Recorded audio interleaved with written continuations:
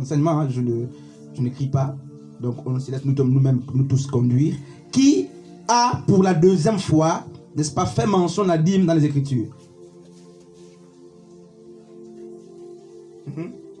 Quand même, je sais que j'ai affaire aux frères et aux sœurs en Christ qui lisent les Écritures, n'est-ce pas? Et qui sont enseignés, parce que la dîme, quand même, les pasteurs nous fatiguent, vous fatiguent. Avec ça, tout le monde, même les nouveaux convertis, ont déjà entendu parler de la dîme. C'est sûr que c'est le message qu'on t'a prêché pour la première fois, quand tu es venu, la dîme. Donc, qui a donné la dîme pour la deuxième fois?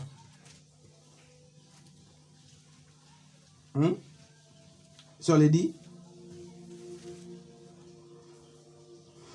Sœur Gaïla?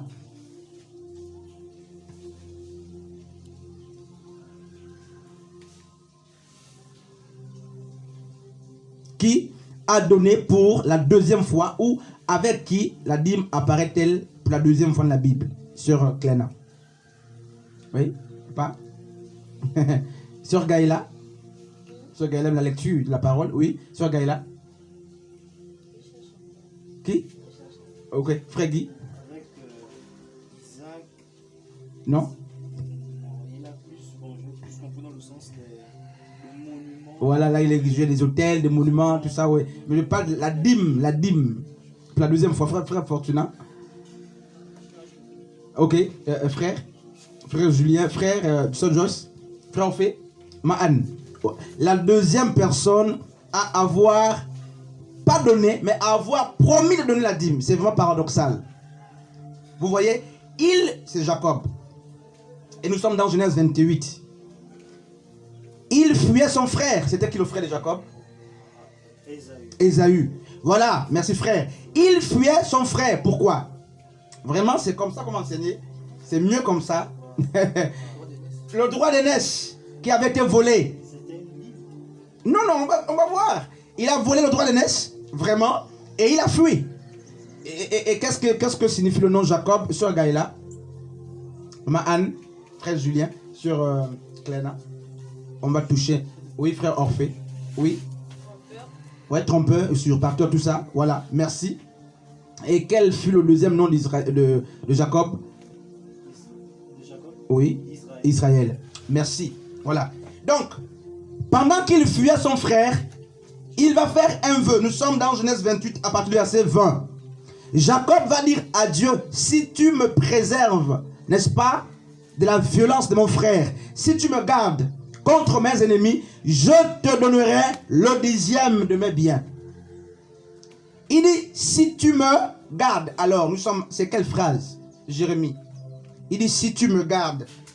Vraiment, on dit, Jacob fit un vœu en disant, si Dieu est avec moi et me garde pendant ce voyage que je fais, s'il donne du pain à manger, des habits pour me vêtir, et si je retourne en paix à la maison de mon père, alors l'Éternel sera mon Dieu. Cette pierre que j'ai dressée pour monument sera la maison de Dieu, et je te donnerai la dîme de tout ce que tu me donneras. Alors, là on est clair que c'est un vœu. Alors, le si là, si tu me gardes, c'est quel genre, c'est quel type de phrase?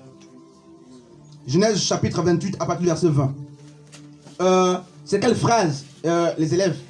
Si tu me donnes, si tu me gardes là, c'est quelle phrase là? C'est une phrase conditionnelle. Voilà, c'est une condition qui est d'existence. Donc, ça veut dire que si Jacob n'était pas gardé par Dieu, il ne donnerait pas la dîme. Donc, il fait un vœu à Dieu, il dit, je te donnerai la dîme si tu me gardes, si tu me protèges, si tu me donnes à manger. Hein? Sœur Cléna? Donc, jusqu'ici, ce n'est pas encore imposé. Parce que si c'est imposé, vous ne pouvez pas dire à Dieu si tu me gardes. Jusqu'ici, ce sont, Sœur Joss, des actions ponctuelles, Sœur Gaïla. Et la Bible ne nous dit pas si Jacob a finalement payé sa dîme. Après 14 ans chez son beau-père, parce qu'il va faire 14 ans, 7 ans pour prendre Rachel, 7 ans pour Léa. Après 14 ans, on ne sait pas s'il a payé. Emmahan. C'est la deuxième mention de la dîme. Et jusqu'ici, la dîme n'est pas une loi. Abraham, quand bien même il avait reçu, n'est-ce pas, cette révélation ponctuelle sur la dîme, il ne l'avait pas imposée à ses enfants. Vous voyez? Donc, si c'était une loi, frère Fortuna, il n'aurait pas émis ici les conditions. Donc, jusqu'ici, la dîme était donnée d'une manière ponctuelle. Vraiment, s'il y a une question, on peut s'arrêter, on pose la question au fur et à mesure. Ma'an. Genèse. Malachie 3. Oui. Malachie chapitre 3e. Oui. Oui, la question c'est quoi? Voilà. Je voudrais que cet enseignement passe. Je sais que ça va embrouiller, ça va susciter des... Je sais, je suis très conscient. Ce que je vis hier dans le songe, je sais ce qui va se passer là, je sais. Oui, Ma'an, Malachie 3, à partir du verset 7, je crois. C'est ce qu'on dit, hein, c'est un passage que tout le monde connaît apparemment. La question c'est laquelle? Ok, donc, on a vu que la première fois, la dîme, c'est avec Abraham, action ponctuelle, ce n'était pas imposé, hein, maman Clairna. La deuxième fois, c'est Jacob, ce n'était pas non plus imposé, et même là, il fait un vœu. Et on a vu que la première fois, Abraham n'a pas pris le 10e de ses biens. Il avait des biens, il avait tout. Il a pris le 10e du butin de la guerre, qu'il a donné pas à un homme, à Dieu, parce que Melchisedec était quoi? L'une des théophanies de Dieu. L'une des apparitions de Dieu. Donc, on attend la question avant d'avancer. On attend ta question. Alors, est-ce que jusque-là, il y a une question? Vraiment. Frère Julien. Vraiment, c'est un enseignement. Je vais aussi le faire sur le plateau. Seul, sur le plateau, de retour à l'évangile. Je vais mettre ça sur le net aussi. Parce que il faut... Voilà. La question, c'est laquelle, Ma'an? On avance? Ok. Alors, hier, la dîme qui n'était donnée d'une manière volontaire, qui était des actions ponctuelles, va devenir avec Moïse une loi. Dans Exode 30, 31, 32, là-bas, lorsque sur le mont Horeb, n'est-ce pas, Dieu se révèle à Moïse, Dieu va donner 2 tables la loi à Moïse.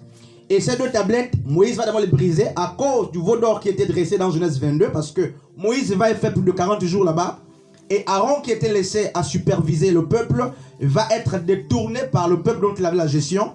Le peuple qui était tellement attaché, n'est-ce pas, à Moïse, comme des idolâtres, parce que Moïse était l'intermédiaire entre le peuple et Dieu.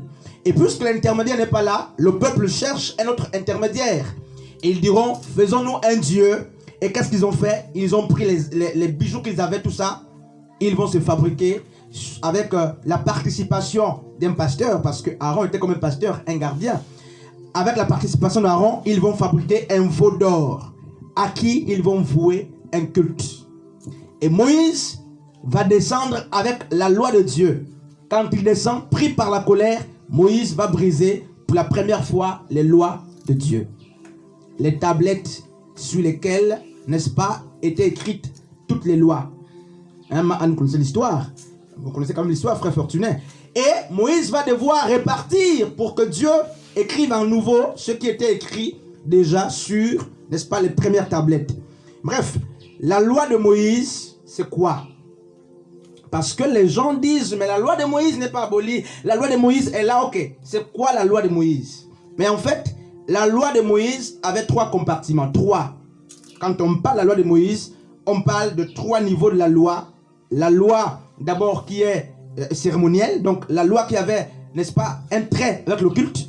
Comment il fallait vouer le culte à Dieu. Donc, tout ce qui, n'est-ce pas, faisait référence à l'adoration, au culte, c'était la loi cérémonielle. Il y avait dans la loi de Moïse la loi sociale. Donc, la partie de la loi qui ne concernait que le peuple juif. Frère Orphée, vraiment c'est une question, il faut la poser pour ne pas que, voilà, après, pour ne pas qu'il y ait des zones d'ombre. Et la 3e partie de la loi de Moïse, c'est quoi? C'est la loi divine. Donc, résumée par Exode 20, à partir du verset 1er. La loi divine, c'est la loi universelle, la loi morale qui est résumée en 10 commandements. Et sur Joyce. Donc, quand on dit Moïse, quand on parle de Moïse, on voit 3 lois. Et lorsque, n'est-ce pas, on s'assoit sur les autres lois, à part la loi divine, il avait donné 613 ordonnances. 613 ordonnances. 613 ordonnances. Donc, si vous voulez pas de la loi de Moïse, vous faites 613 ordonnances plus 10 commandements. Donc, dans les 613 ordonnances, il y a une partie de la loi divine, la loi cérémonielle, donc la loi qui avait trait au culte, et il y a une partie de la loi sociale qui, justement, régissait le bon fonctionnement entre les Juifs. Et la troisième partie, c'est les 10 commandements qui représentent la loi divine.